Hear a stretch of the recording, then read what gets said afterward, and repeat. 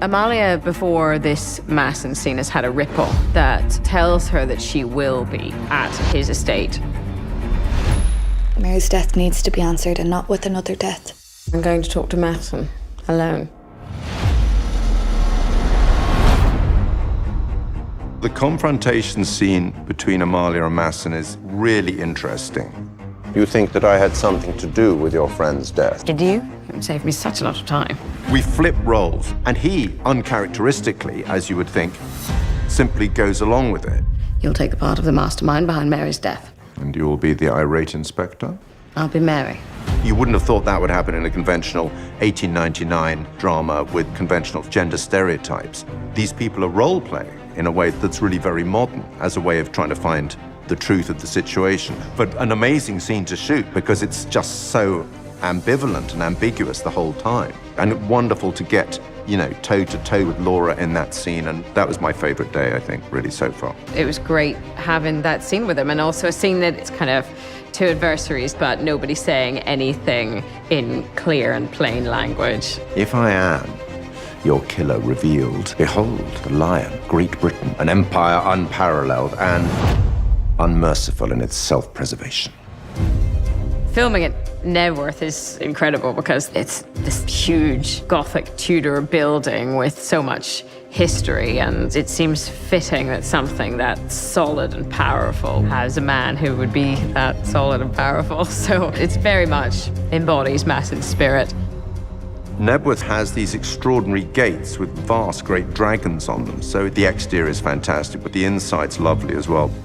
When you look at old Victorian photographs to any of the interiors of Victorian prominent gentlemen, you would find a lot of them would have hunting trophies and things on the wall to do the interior of Massen's estate. You're looking at maybe not antiques and furniture from that Victorian period, because they would often have them maybe 50 or 100 years earlier.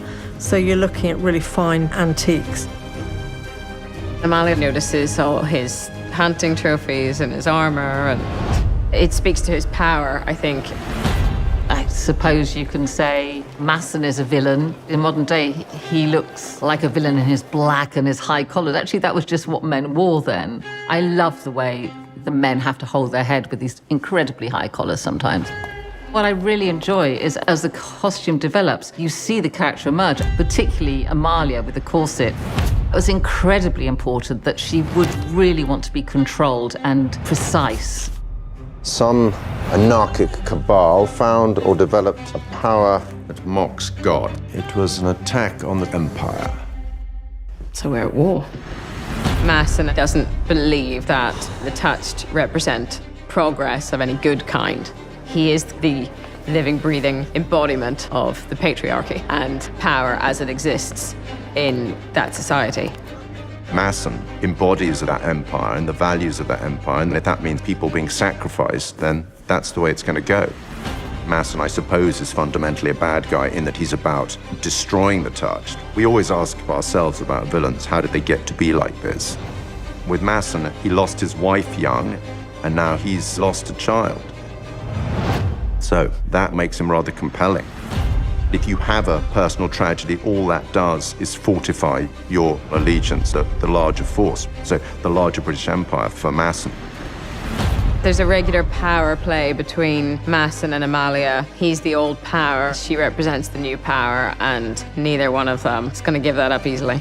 So I think she comes out of there feeling frustrated and angry. So he confessed without confessing. It was honestly impressive. Amalia is looking for how she is supposed to be moving forward, but she really is quite lost. I was left here completely alone, with nothing but a mission I was never actually given. She is learning where to find the information that she needs, and the thing that really sets that in motion, first of all, of course, is hearing Mary's song. Myrtle's turn is she can speak every language, she can understand every language. So she does understand everything Mary's saying. She also knows she cannot say what it means. She can't communicate that with anyone. And she knows that this is life-changing for everyone around her. When Mary sang, you heard words, language. Primrose and Harriet kind of sees this opportunity. She's trying to communicate with us what she heard Mary sing. We tried really hard to include as many as we could, you know, Asian languages, Afro languages, European languages. It was a little bit dictated by what contacts we had. Para todos vocês. Viola's a remarkable person because she's so good at picking up the sounds and the rhythms of a language and the tune of a language. She kind of absorbs that very, very quickly. Du iklinati. Amalia meine einsame Soldat hat Soldat. A little slower. But I think we both felt we want to do justice here. If we're going to use a bit of Afrikaans, if we're going to use a bit of Dutch or Turkish or whatever it is, we want to try and do that justice. Venite prima che sia buio. So I put out an email to the whole crew. The response was phenomenal. Loads of people got involved and translated pieces of script for us. We had something of like 30, 40 languages. I just thought it was fantastic. It was really joyous, this coming together. It's sadly quite unusual in the world for so many different cultures to come together and help each other. We had some very, very interesting debates, you know. I'd say, can you say because of the darkness? And people would say, when you say darkness, what do you mean? Do you mean total black? Do you mean nighttime? I know it, darkness. Before the dark, come before the dark. See, that's so incredible that we're going into this detail and you suddenly realise that English has some words that cover some things, but other languages have amazing words. It's just really exciting because it's the coming together of a lot of different people who speak a lot of different languages and can't necessarily communicate with one another clearly, but still have the ability to do it regardless. They're able to find out what Mary's song meant. So that's finally a message. What did she say? She said you're not alone. She said it to you, Mrs. True. And there's a darkness. She said to everyone, all of us. So it's really just a kind of blind scrape through the dark to get where she needs to get in the hope that there is some light at the end of that. Was there more? Find me. Who do we need to find?